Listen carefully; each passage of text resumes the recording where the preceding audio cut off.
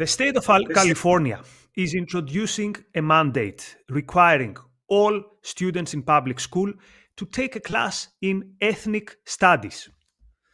Today, we will argue that the essence of ethnic studies and the motivations behind this mandate are more complicated and more dangerous than many people realize.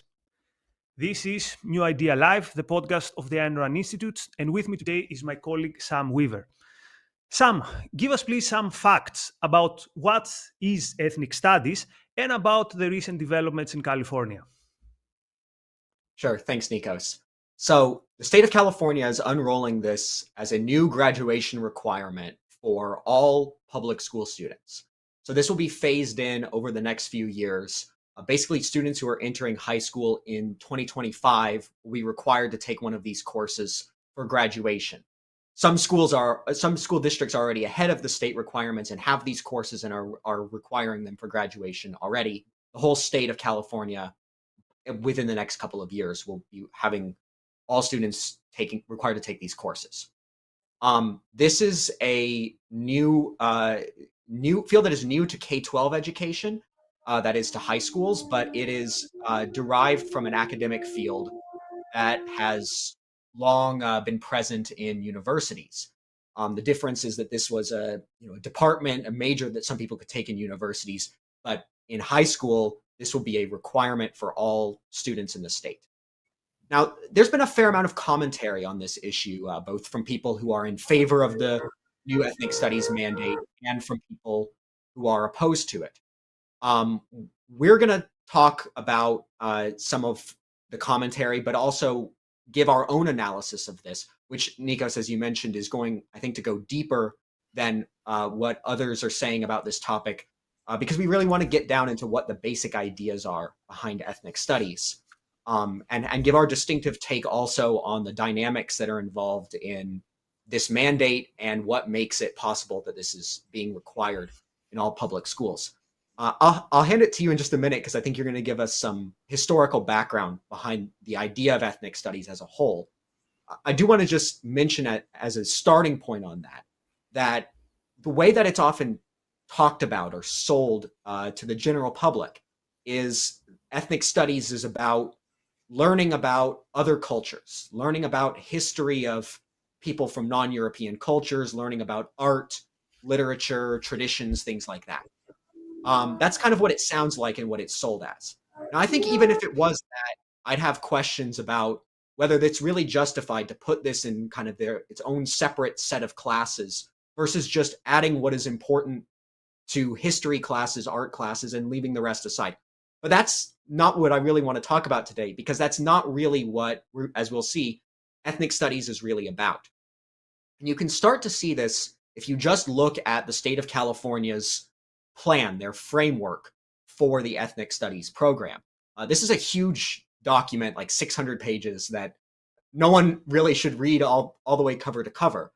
But if you just read the first section of it, where it's talking about the goals, what this is about, what are the basic things that should be taught, you can already start to notice that there's something strange about this, that it's not just a history course or an art course. For example, near the beginning of this document, there's a list of outcomes that the ethnic studies teaching should be trying to achieve. And you'll get some kind of strange ideas here, like center and place high value on the pre-colonial ancestral knowledge, narratives, and communal experiences of Native peoples and people of color and groups that are typically marginalized. A lot of jargon there, but it's that's strange. That doesn't quite sound like a history course. Or critique empire building in history. Or connect ourselves to past and contemporary social movements that struggle for social justice and an equitable or democratic society. So there's already some indications early in this document, as the state of California is putting it out, that this isn't just a history course. There's some kind of ideology going on behind this. So, Nikos, why don't you walk us through some of the history and the origins and the goals of ethnic studies as a field, especially the academic version? So when you hear terms such as empire, anti-colonial, social movements, you understand that we are talking about the intellectual children of the 1960 social movements, the intellectual children of the new left. So there's one way of viewing it where ethnic studies are the result of some social activism of people who saw themselves as continuing the struggle for civil rights and taking this struggle from the roads or from lobbying for the Civil Rights Act and taking it to academia, to the academic lecture halls. But this is only part of the truth. So the rise of ethnic studies is not just a result of some political activists. For ethnic studies to become mainstream, they also needed an intellectual environment and they needed some ideas to be accepted by a significant majority of people. What ideas are these? So it's not a coincidence that ethnic studies rise at the same time where more and more people are questioning whether what we thought as back, what we would consider the Enlightenment view, that there is one reality, there is one truth, and we can know it, that we can use our mind, there is such thing as everyone has the ability to understand the world, there is one truth, and we can know it. Now, this idea is put under question. And then, if there is not one truth perhaps for everyone, but there are different ways of getting to the truth, if there is one truth, based on one's background, or based on one's culture, or based on one ethnicity. This means that there might be not only one truth, there can be more than one truth, but then there can be more than one histories. And then history might be a result of a struggle. Your group has a history which is competing to my group's history, and we cannot agree which is the objectively right history. And then it's a matter of political struggle, of activism, which of the many histories will become the dominant story, the dominant narrative. So the idea is that there is no truth, there is only stories. There is only experiences. We'll see this word quite often in the curriculum, the idea of experience. It's what the postmodern theorists called micro-narratives. My story versus your story. My history versus your history. So again, it's not a coincidence that ethnic studies and identity politics come into the central stage in the West at the same time in history. But also, if we cannot agree on one thing being, quote, the truth, then at the same time, we will experience doubts on whether we can have control as society on our fate, on our collective fate, so to speak. Which means we will view this amazing and complex world, the industrial world of modernity, with more and more skepticism. If we cannot navigate the world through reason, the world is now a very dangerous place. And then the future is also very dangerous. And then we are facing more and more dangers, more and more risks. For example, again, not a coincidence, at the same time with ethnic studies, we have the environmental movement. So how does this uncertainty, this risk relate to the rise of ethnic studies? I mean the West in general, we more and more look for answers, not in the present or the future, which seem quite uncertain, but back to the past. And the further back we go to indigenous knowledge, to things that our ancestors knew, the more we find ourselves at home. The past is always safer when the past and the future look quite dangerous. And again, one of the main ways that the new left, the movements around the new left, viewed the present and the future, the way they viewed the industrial society is, this is a society which is dangerous, full of risks, uncertain, and out of control. And therefore, I think this is also another reason why there's this renewed interest in the ancestral knowledge or the ancestral culture. So, to sum it up, the person, the subject, let's say, who finds the worldview of ethnic studies quite appealing is the person who has actually believed the intellectuals who claim that, yeah, perhaps we can't know reality, perhaps there is not even such a thing as objective reality, and all we can do is find refuge in our different tribal identities, which carry themselves their different tribal history and their different ancestral or tribal cultures. It's a way of viewing the world that Ayn Rand describes in her essay The Missing Link as an anti-conceptual mentality, a way of viewing the world which is at a level which is intellectually quite immature. But this has been the intellectual fashion for some time, and this intellectual fashion also explains the rise and the prominence of ethnic studies.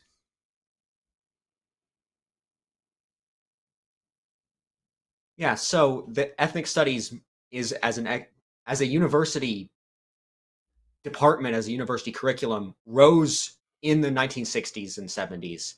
And as a result of the intellectual currents that you were just talking about, and the activist movements were calling for these to be added. I mean, I think one of the most prominent movements calling for ethnic studies to be added to universities was called the Third World Liberation Movement, or Third World Liberation Front.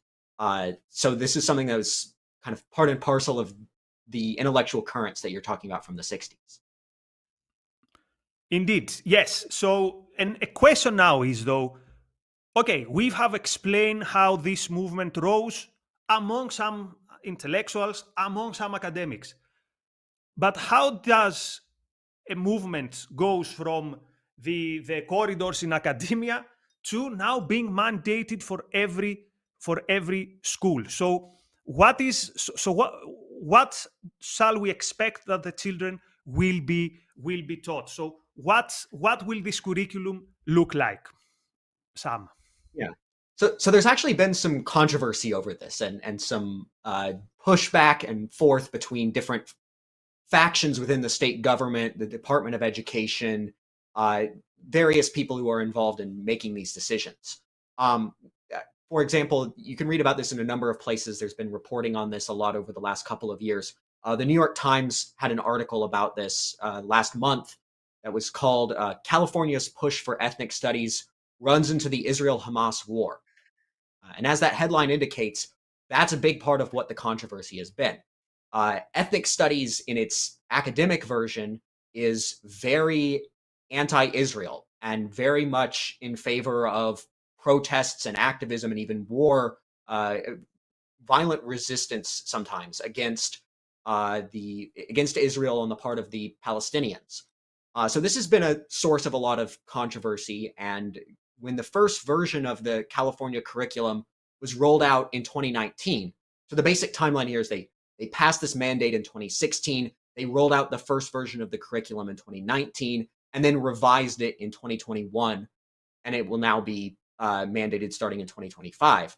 The first version got a lot of pushback because there were lessons in the sample curriculum praising the activism against Israel and the boycott movement against Israel and condemning Israel for imperialism in the Middle East. And this got a lot of attention from groups like the Anti-Defamation League that pushed back against these kind of these things that were very anti-Israel and went over the line sometimes into anti-Semitism. So there was an initial version of the curriculum that was very radical, very activist, and then there was pushback from Jewish groups, from other conservatives in the state, and then there was a revised version of the curriculum that changed some of this content and kind of watered down the activist nature of the original. And now there's pushback coming from the other direction because the hardcore activists in ethnic studies departments at universities in California and other people who really are true believers in this field are now pushing back against the version of the curriculum that's going forward now, saying that it's watered down, it's neutered the field, it's taken away the core of it. So one of the things that we'll want to look at is this battle between kind of moderate people, which includes the governor of California and some of the people in state government, and the hardliners who designed the original curriculum, and a lot of whom are in the university departments of ethnic studies. And so one of the things we want to look at is what's in the more hardline version of ethnic studies and compare it to what's in the actual framework that California is actually putting into use. And I think what we'll be looking for is, did they just keep the same core essence and water it down a little bit, or did something really change? when they went from the first draft to the second draft. And by the way, this is significant in the present tense because the people whose original version of the curriculum was replaced or was revised haven't given up on getting the more activist version of ethnic studies in. Some of the hardliners are now out working for districts and trying to lobby to get the original hardline version implemented on a local level. And they've actually put forward their own version. There's a website, there's documents. And so we've looked at that, and we'll look at some passages from that version in addition to the official California state version. So, Nikos, you looked more at that version, the liberated ethnic studies, as they call it, version that's being put out by the hardliners, some of whom were involved in the original draft of the curriculum. What were some of the things that stood out to you looking at that? I will just read the quote. And again, remember, supposedly this is about learning history, right? So here's a quote. Again, this from the original document. Quote, students will explore and analyze systems of oppression to be able to imagine a better world.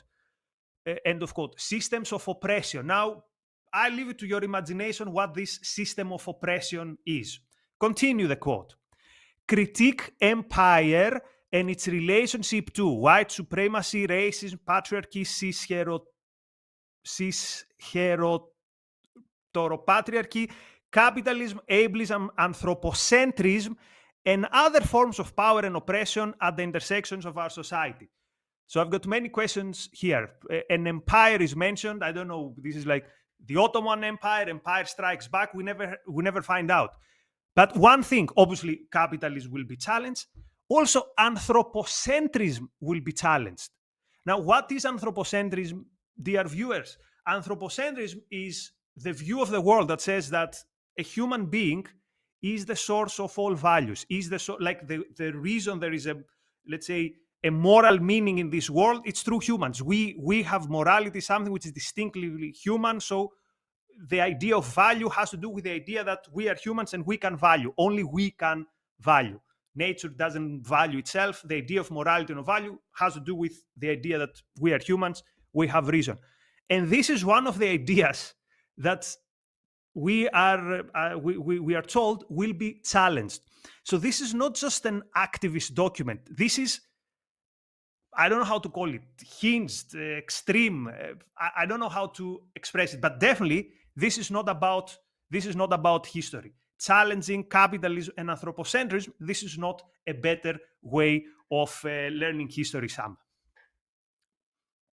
Right. That is one of the things that really stands out to me about that document as well. I mean, the suggestion is that we're supposed to regard human beings as on equal with animals and maybe even other things. It's a really, really strange and vile belief, I think. So to put it into perspective, sorry to interrupt, to put it into perspective, this is too radical even for the average radical environmentalism. So it's only the very, very extreme radical environmentalists who have questioned anthropocentrism. And yet we find it in the original curriculum. And you are going to tell us now whether the reform, let's say the more moderate curriculum, has a significantly different tone from this original document. Yeah. So you might think this is the activist version or this is the first draft. And surely once Governor Gavin Newsom and the moderates got involved, they would have fixed all of this and removed this idea. Not so. That sentence is not very much changed between the first version and the final version. What we see is a new version of that list of forms of oppression that is mostly unchanged. They keep patriarchy, cis-heteropatriarchy. They replace the word capitalism with the phrase exploitative economic systems, which I consider that to be just. They said that we couldn't say capitalism because you and I might think exploitative economic systems. Oh, so like communism, fascism. The activists in this field mean something very specific like that. That's like a dog whistle for capitalism. And And students are taught from very early.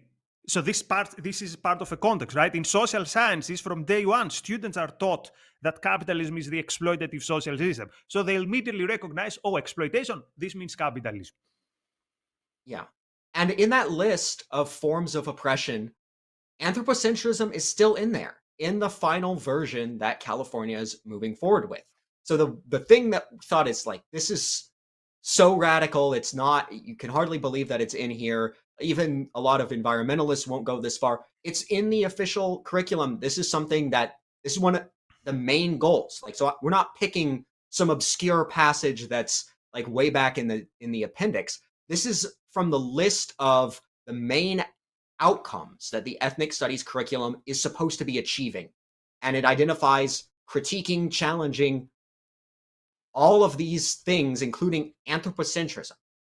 The other substantive change to this list is that they added anti-Semitism as a list of these forms of power and oppression that's to be critiquing.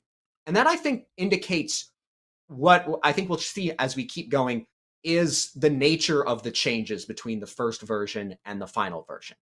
There is not really a reckoning with the fact that this is really a radical ideology. This is way too one-sided to be in a public school, and we'll talk more about that aspect of it in a bit.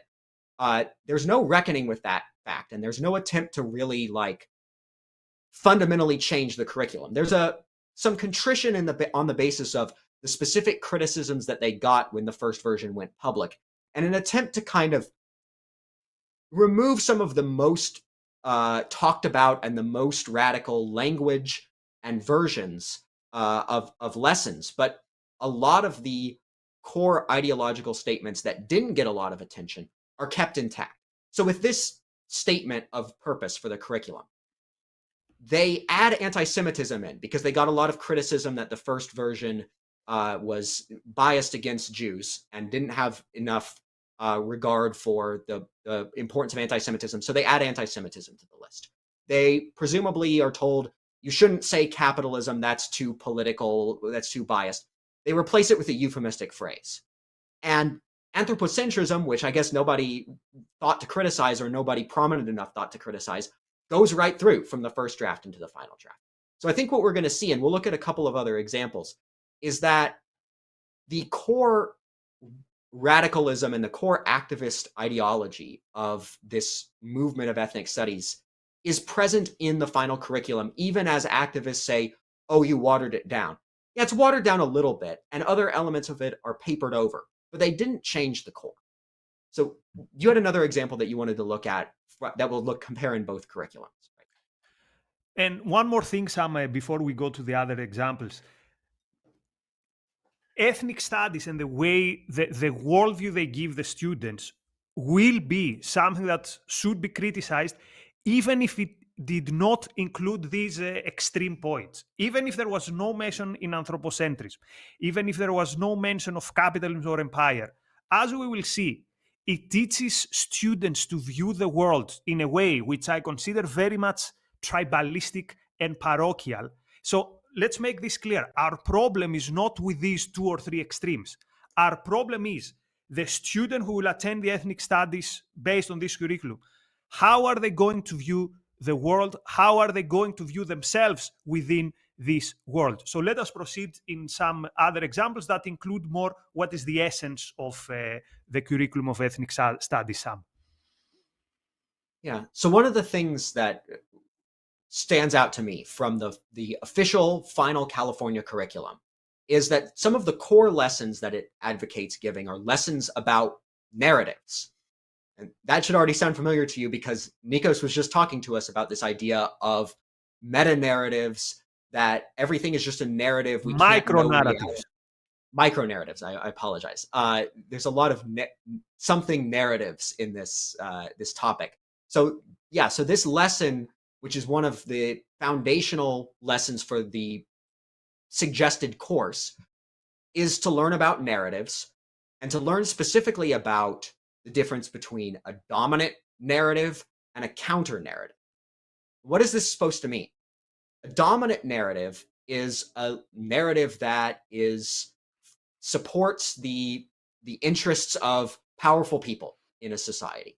And a counter narrative is a narrative that we bring up to fight back against the dominant narrative, to elevate people who are more oppressed or marginalized. That's the idea.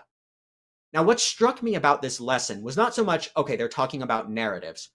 I could see a value of talking about narratives in like a media literacy class. Okay, there's people are describing something in this way. How do you determine if it's true? How do you determine whether the narrative is capturing all of the relevant facts? Something like that. But this lesson is not about truth or about facts. It's not about analyzing a narrative to determine whether it's true. It's entirely focused on who does this narrative benefit and who does it hurt? And that's the basis on which you're supposed to judge whether you should promote one narrative or another. And the idea, of course, from the ethnic studies perspective is you should challenge narratives, oppose narratives that benefit powerful people, vaguely defined as they always do, and support narratives that empower marginalized people. But that's a totally anti-reality way of assessing any claim or any narrative.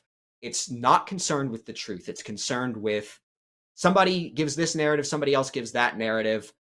How do we adjudicate between them? And this is not just some marginal aspect of the curriculum. This is like a core concept that's put forward early in the course as the California Department of Education is suggesting, and that is then used in a lot of the other lessons. And one comment here, Sam, is this is typical in all the nationalist educational systems. Like, I'm familiar with these things from the Balkan, right? Like, the question in history is not, did this happen or not? The question is, if we present it this way, is it good for us Greeks, or is this good for Mother Serbia? So the question again is not, is it true? The question is it good for the group? And my question is this: why is it that when it comes to nationalism, we recognize that this is dangerous?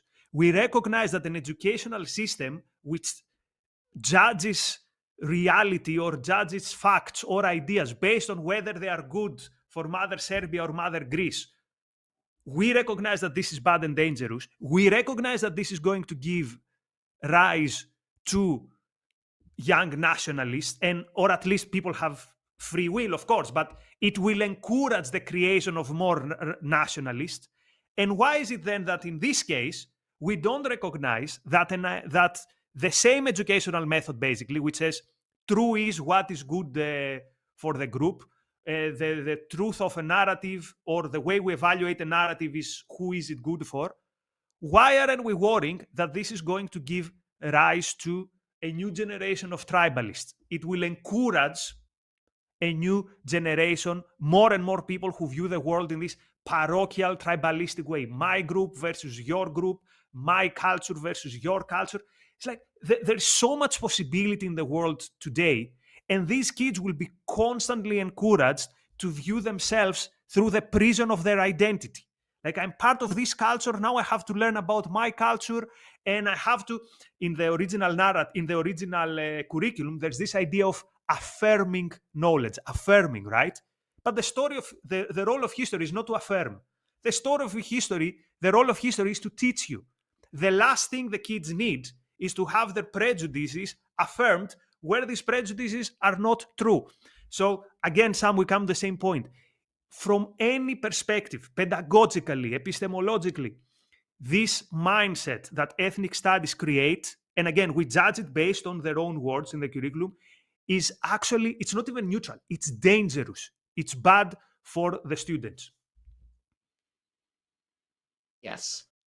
So to kind of sum up, and if there's another example you want to bring up, we can maybe do one more, but just on this struggle between the hardliners and the so-called more moderate curriculum, the ideological core is absolutely still there in the version that is actually taking effect. So don't let the hardliners convince you that, oh, they've completely neutered this. No, I mean, this lesson on narratives is set out as a foundational topic. A lot of the specific sample lessons in the document use this idea of narratives and encourage people to analyze all sorts of issues in these terms. The changes that were made were a nod towards the criticisms. So I talked already about the change in how it deals with Jewish people, and it changed from having these kind of anti-Israel content to some lessons talking about the problems of anti-Semitism. That's one of the changes that was made. There were also some changes in terms of getting rid of just some of the crazier lessons from the original draft, the ones that people you could imagine, like someone posting on Twitter and people making fun of for the next several days. Just completely crazy seeming stuff. And the other change that was made, and this is something that the document and that the governor of California have kind of made a big deal out of, is look, here's what we're doing in our ethnic studies curriculum versus the university version, is we are encouraging students to think about multiple perspectives on different issues. So the idea is this is not just throwing some ideology out there and in doing indoctrination. We're going to encourage multiple perspectives. Now, from what I could see in these documents, there's a lot of lip service to that in the beginning. There's not a serious attempt to introduce opposing ideas in any of the sample lessons or the curriculum advice that they give. In fact, even some of the lessons that are on their own, perhaps not that objectionable, like a history lesson about immigration from some country and the struggles that they face in the United States, that something like that is a potentially a legitimate topic for a history course. But even the lessons on that, you have to take in the full context of the curriculum as being put through this framework of your identity is tied up with the group that you belong to. And there's not really a truth. There are these different narratives, and we have to just look at these different narratives and lived experiences and things like that. And that's really what this is all about. I'll give an example of this. Is one of the lessons in the curriculum that is both, I think, stands out as really strange and has what seems like a sort of nod towards introducing multiple perspectives, is this lesson on land acknowledgements.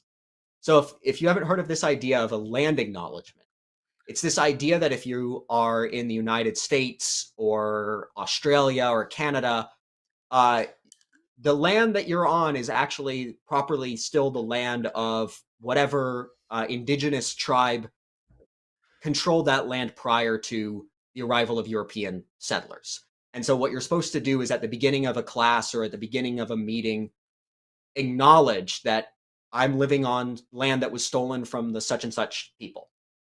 And this is something that is in vogue in certain activist circles. I think is something that is really bizarre and irrational. And there's a lesson about this in the curriculum. Here's what land acknowledgements are. Write your own land acknowledgement.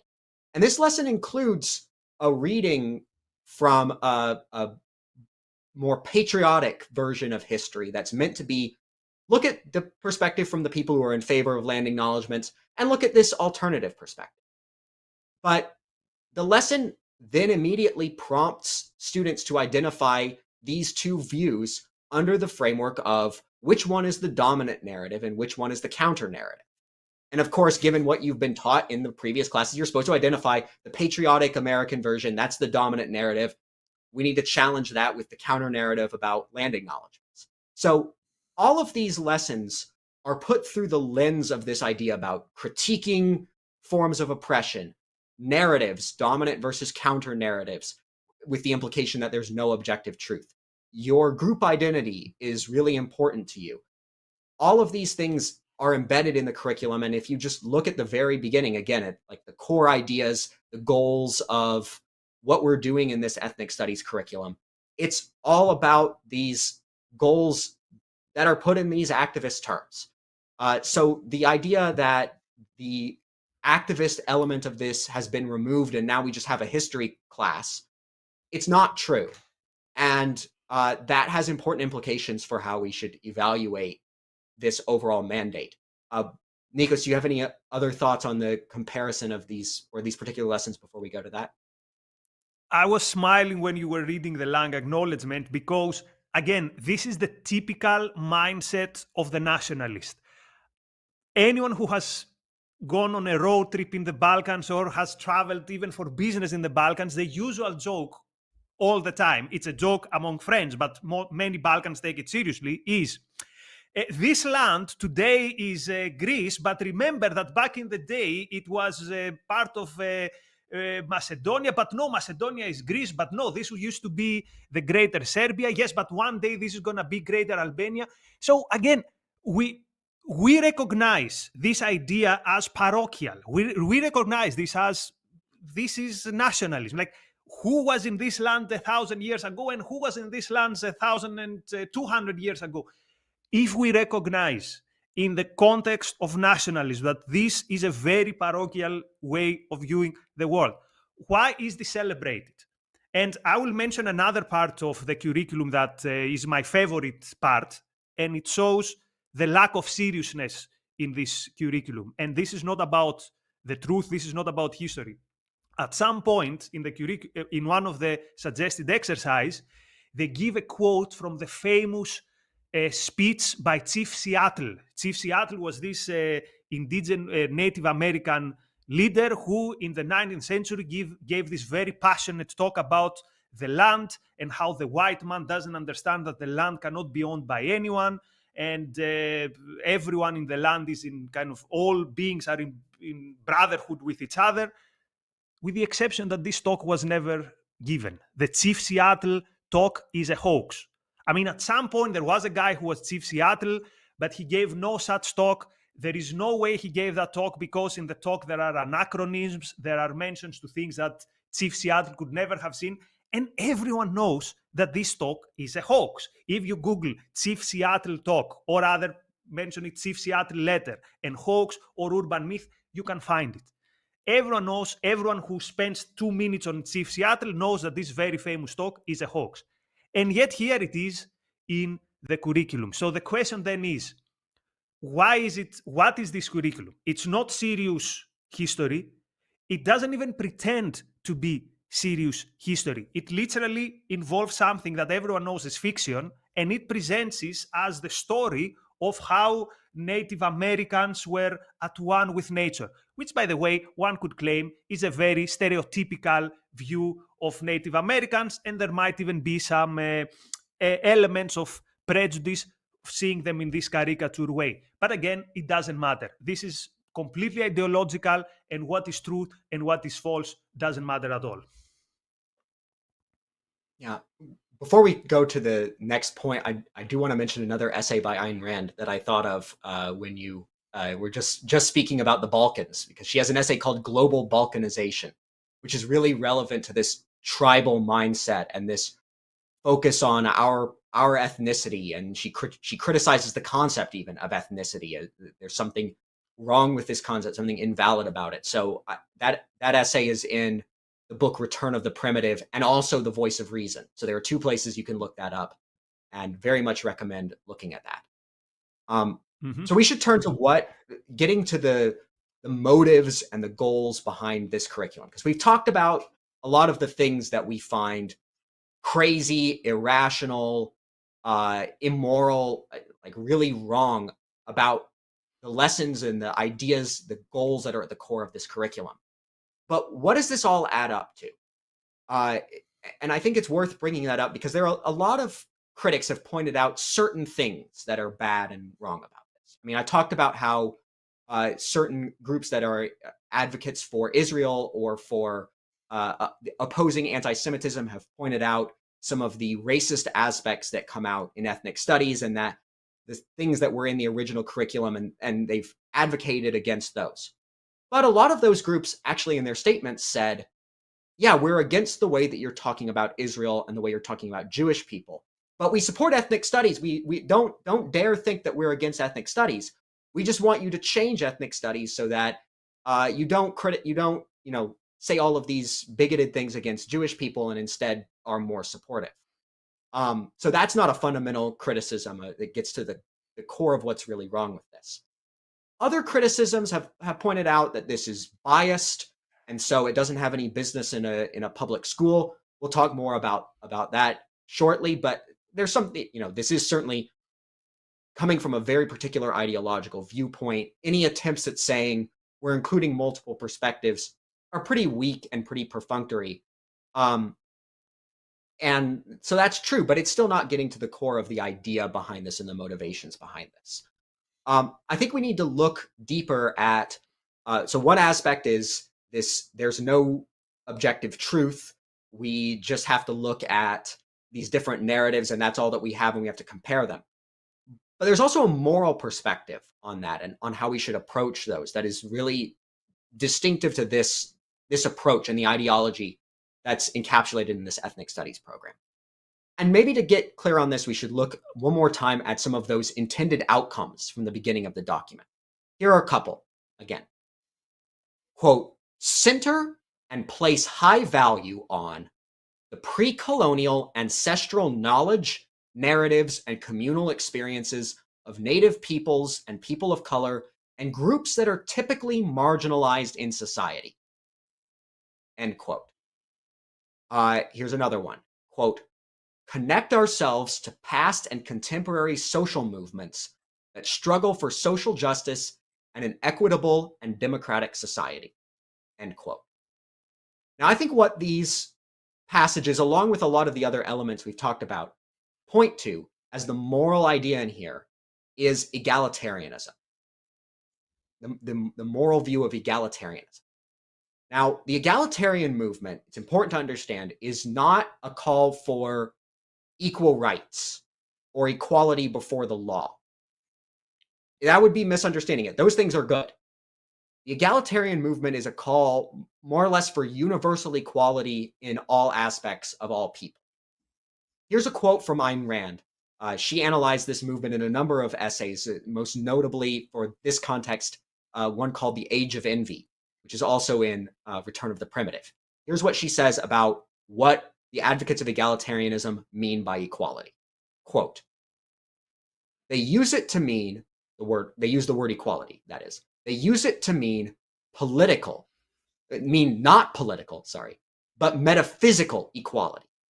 The equality of personal attributes and virtues, regardless of natural endowment or individual choice, performance, and character. It is not man-made institutions, but nature, i.e. reality, that they propose to fight, by means of man-made institutions. Since nature does not endow all men with equal beauty or equal intelligence, and the faculty of volition leads men to make different choices, the egalitarians propose to abolish the unfairness of nature and of volition, and to establish universal equality in fact, in defiance of facts. End quote. That's the moral idea of egalitarianism. So how does that relate to this movement, this idea of ethnic studies? Well, egalitarianism is the pursuit of equality in fact, in outcome, in all aspects between all people. How do you achieve this?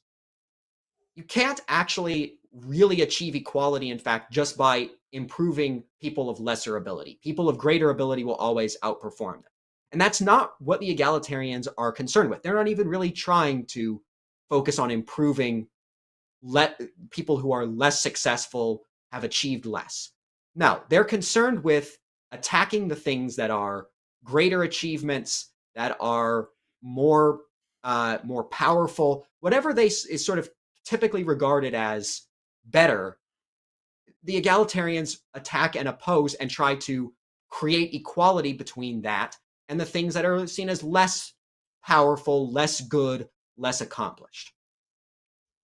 This often means using the idea of justice as a slogan, but it's really a form of justice that is in reality anti-justice. It means treating people unequally in order to achieve equal outcomes, which is the opposite of justice, which is treating people as they deserve.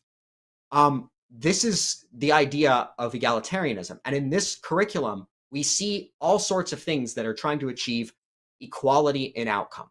The lesson in narratives is a really core instance of this, right? There's the way that we're supposed to evaluate a narrative and the way we're supposed to decide what to do with a narrative is to look at which one is more dominant or more prominent or benefits more powerful people in society, and oppose that one in favor of a counter narrative that supposedly benefits less powerful. So the idea is just to attack the thing that is more powerful and try to create equality between it and the thing that is less powerful. There's no regard for the truth. There's no regard for whose view is actually right, or what do people actually deserve, or what's the fact of the matter. It's just for creating equality between these different narratives.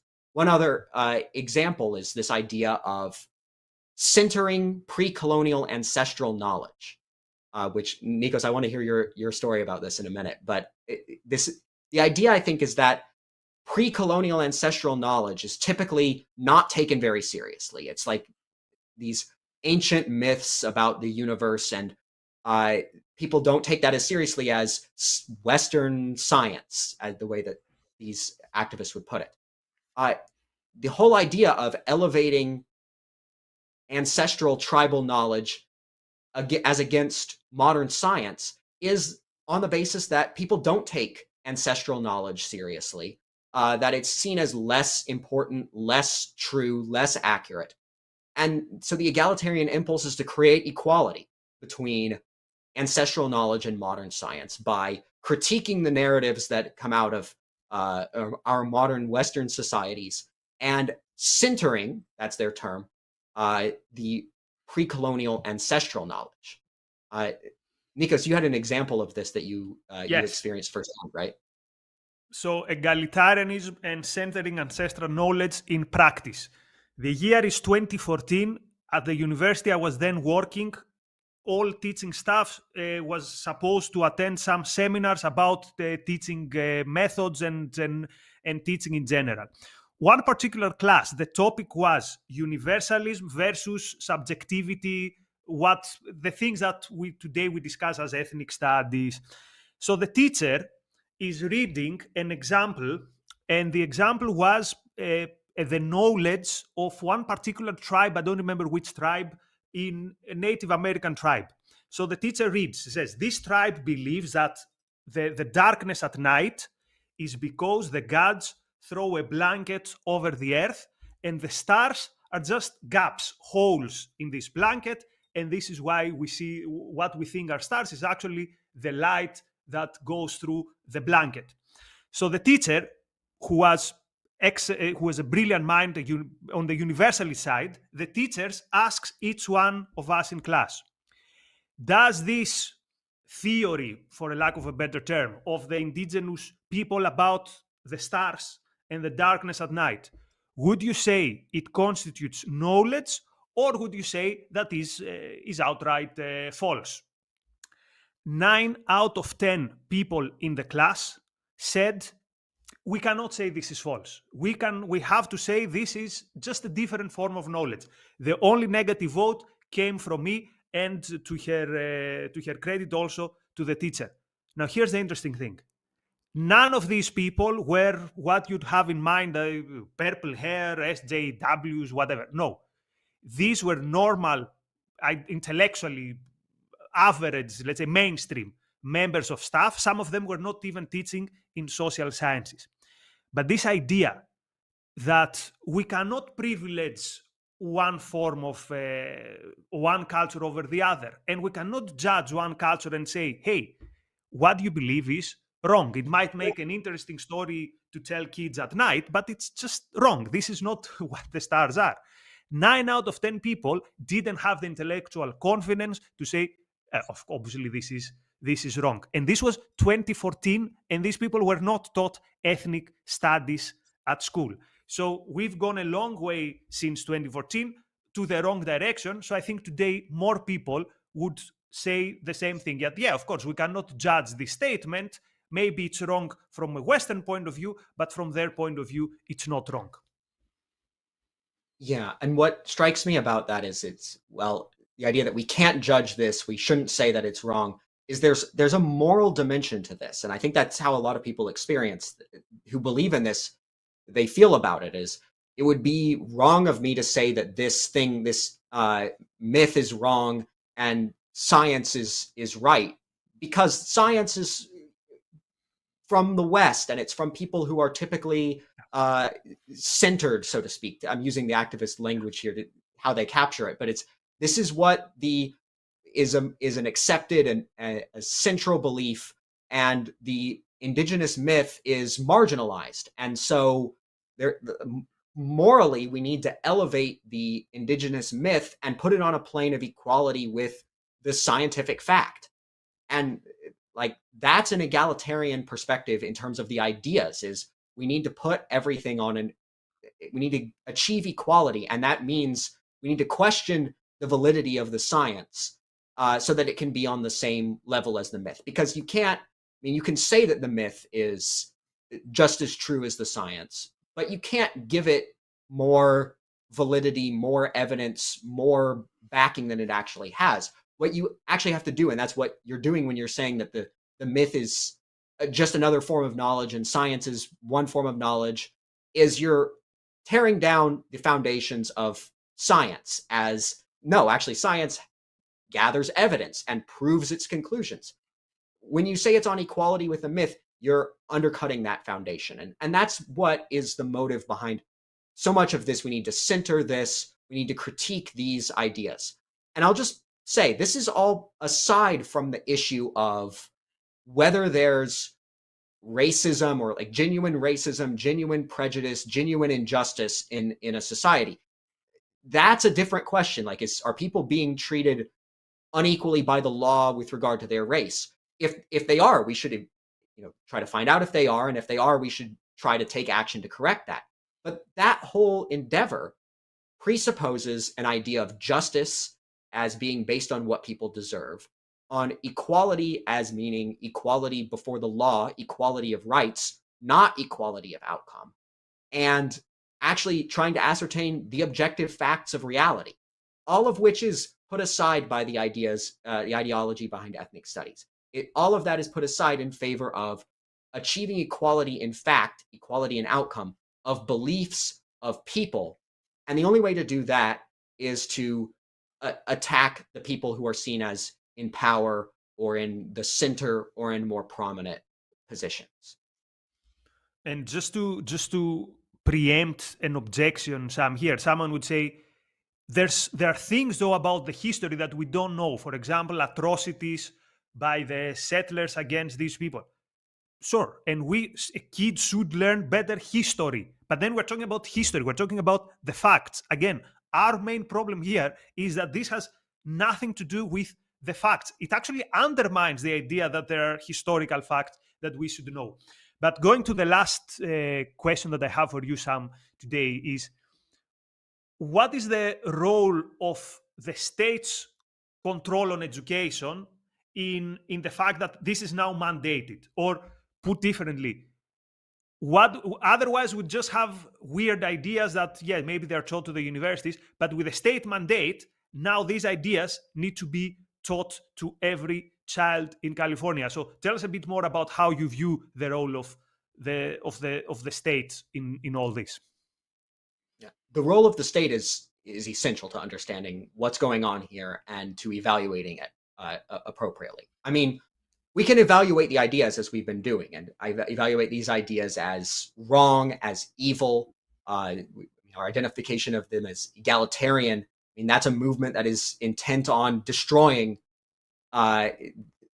things that are better, destroying achievements, destroying good things. So we evaluate that as evil. But there's a big difference between what's going on if some group of people who run their private school start teaching evil ideas in that school versus if the state mandates the teaching of these ideas. Because the people with their private school, they're wrong to be doing that, and we can criticize them and say that, parents, you should send your children somewhere else. But it's up to in the end, it's up to the people who run that school and the parents who decide against, better advice to send their children to that school. That's not what's happening when the state, as is being done in California, one of the largest states in the country, is mandating that this is taught to all students in K-12 education in high schools. This is a big step forward in terms of the reach of ethnic studies as a discipline. Because as we were talking about, it's been in universities for a while, but it's a major that some people take, most people don't take it. And a lot of people don't even go to college. So only a small portion of people were actually taking those classes. Now, this is a push to have the ideas of ethnic studies be taught to every child in the state, pretty much. The reason for that is because the government has a monopoly on education, and a state mandate like this affects almost everyone in the state. I say it's a monopoly because even though there are a few private schools that exist, the government control of education is so prominent and so powerful that the private schools have a difficult time competing. They're not operating on a free market. And the operational costs are such that only a few people can afford to go to the private schools versus the schools that are funded by the government that everyone is being forced to pay for in the first place, and that are the only option for most people. So this is a move to teach the ethnic studies doctrine to virtually every student in the state of California. Now, what else can we say about this, and why this is so bad? This is most importantly a violation of people's intellectual freedom. It's a violation of the right to intellectual freedom, because what's going on here is people are being forced to pay for certain ideas to be advocated. Their taxes are collected and sent to this public school, and they're being forced to subject their children to this teaching. And it's this kind of one-sided instruction that teaches certain ideas that many of the taxpayers and parents will object to very strongly, but they don't have a choice in the matter, and their own views or contrasting views aren't really that well represented in the curriculum. So this really violates people's rights to believe what they judge to be right, to support only those beliefs that they agree with and want to support, and to choose what their children learn. Instead, they're forced to send their children to go learn whatever the state government has decided their children should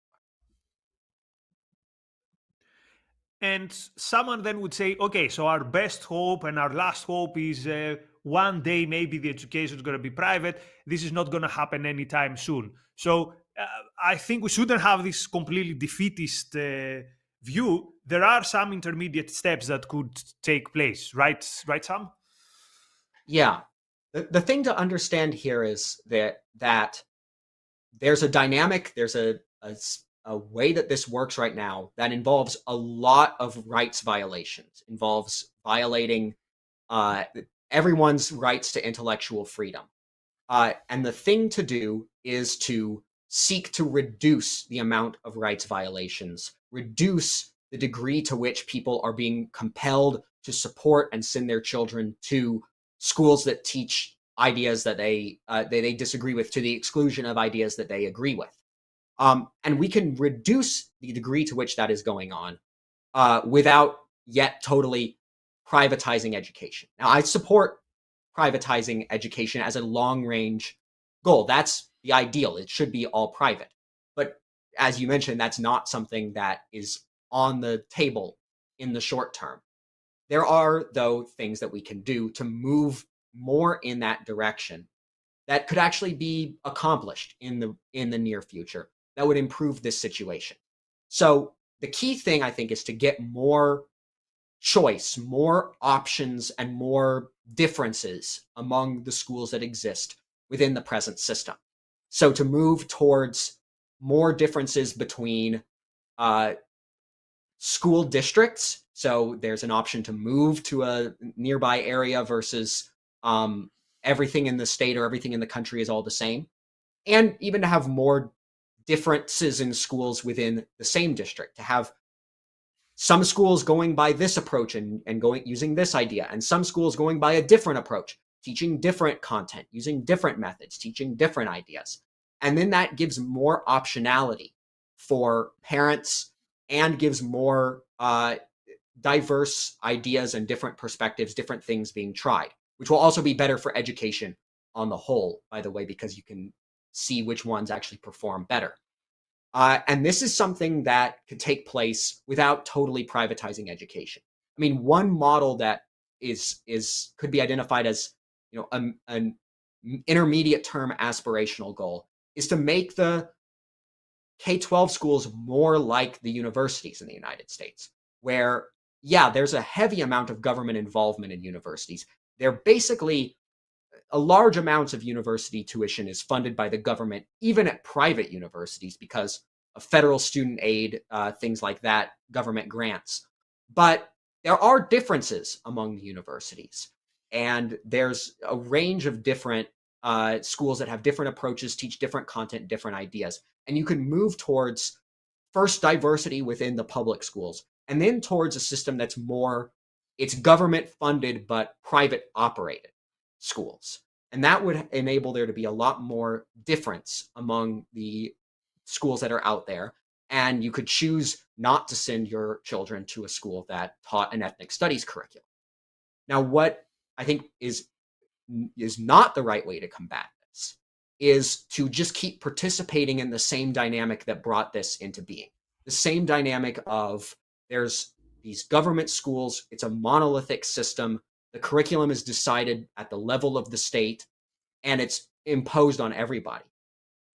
What I mean by this is that there's often an impulse to counter ethnic studies being required at the state level to say, no, we need to remove ethnic studies and replace it with patriotic studies, or we're going to push these ideas instead of them pushing their ideas. And that gets into just a dynamic of tribal political warfare within the education system, where everyone is trying to get control of this huge government system that is imposed on everybody by force.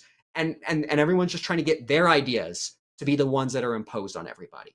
That's participating in that dynamic is not going to solve any of the problems. It's just going to perpetuate this tug of war between different people with different viewpoints over this system that is, this huge system that's imposing force on everybody. So the thing to do is not to say, let's get rid of ethnic studies and put in patriotic studies as the statewide curriculum. It's to move away from there being a statewide curriculum and to move away from these universal mandates that apply to all the schools in favor of more choice, more different options among the schools that exist. That is indeed a principled approach to the topic. Before we leave, let me acknowledge our super chatters. Thank you, Sosbot. You bring up Greek ethnic foods. My appetite now is higher. So many thanks to Stephen. Many thanks to Marilyn. Tom asks about particular anti-female practices of particular ethnic groups. Yeah, I think they would be mentioned in ethnic studies. But again, students would be completely, they wouldn't have the tools to really pass a judgment and say, yeah, this looks like a culture which is very much antithetical to individual rights. So there would be some lip service, but I don't think anything serious. Last minute. Yeah, can I say something about that? Yeah, sure. Actually, just real quick. So the California recommended curriculum is visible online. You can look it up and read through it and see what's in there. So there's nothing that you can't check for yourself. I don't recall seeing lessons specifically about that, but it's also, there's going to be some local variance because this is a recommendation that's being put by the state of California, and then local school districts can choose how to implement it. And that could, in some cases, maybe produce something that's better than the California statewide mandate. I think in a lot of instances, it will produce something that's worse because some of these school districts are run by people who are more committed to the radical ethos of ethnic studies. So there'll be some local variance. But the idea is what we should be after is eliminating these big statewide mandates in the first place and getting more variation even within a local school district. So in Los Angeles, there should be different schools that do things a different way and teach different curricula. So parents will have more options and people won't be forced to participate in this monolithic system. And this is what our friend Marilyn says. Thank you for your super chat. That parents need to have more choice, and then good ideas will have a better chance. So my final takeaway from all this, Sam, is one of my favorite lines from Ayn Rand is, she says at some point, the uncontested absurdities of today are the accepted slogans of tomorrow. And if you think about it, the things that we are discussing today were the uncontested absurdities of the 60s and the 70s and the 80s. And today, back then, we thought, oh, this is just fringe academics. Today, because no one contested them on principle, today we find them in the public school curriculum. So my main takeaway is that these ideas need to be properly contested, but properly contested at their intellectual, at their philosophical core, not contested in, you call it this tug of war in the culture wars. So that's the main takeaway. So let me say a huge thanks, first of all, to you, Sam. This topic was your idea. You put a lot of research in it, and I think there's so much value that you've given to our audience. Also, a big thank you to those of you who gave us your time and your attention. It's always very much appreciated. You know how YouTube works. If you liked it, share it with your friends. If you have people who want to oppose ethnic studies, you can share this discussion and tell them, hey, this is a good principled way to do it. And also you're going to get some intellectual ammunition on how to fight it. For future episodes, if you have a good idea about the topic that you would want us to cover, you can drop us an email at newideal@aynrand.org, newideal@aynrand.org. Also, our intellectuals can answer specific philosophical questions on objectivism or another philosophical issue. So for specific philosophical questions, you can drop an email at, I think it's experts@aynrand.org. So there will be periodical episodes that focus on one specific question. Sam mentioned also some further sources on this topic. So these sources include the essays that Sam mentioned. So the essay is The Age of Envy. You also mentioned global balkanization. We might not have it here, but it's easy to find it. And also the Fairness Doctrine for Education, another essay by Ayn Rand. And Sam did an episode with them. Yeah. I want to say something about the Fairness Doctrine essay because I didn't refer to it when we were talking. This essay is about university education, but it's a good resource where Ayn Rand argues that it's unjust to have a public system where only one set of ideas is being taught, and so you're forced to support, as a taxpayer, ideas that you think are wrong or evil, and your own ideas are being, in effect, suppressed by the fact that the education system is controlled by the government, and your ideas don't get a hearing within that system. So this is a really valuable resource to get to that deeper philosophical level on, like, why is government force so pernicious and so hostile to intellectual freedom in this field? And last but not least, last year, Sam did an episode with Onkar talking about the culture wars around education, political, not only cultural, but also political battles over education. You can find it. And also, there's so many good episodes, so you can get into the rabbit hole of our YouTube channel.